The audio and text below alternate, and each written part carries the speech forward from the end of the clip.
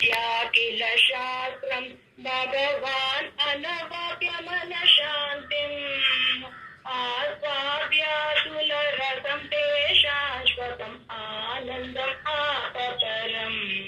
देवा जय जय भागवत निगमान्ततरोर्गलितं मधुरं निरवध्यपदलसितम् निर्गुणनिष्ठो अपि श्रीशुको नित्यं पिबति स्वाम् देवा जय जय भागवत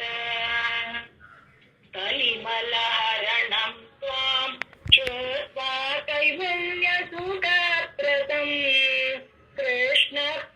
कृष्णप्रेमनिमग्नो राधा कृष्णपदाम्बुजमाप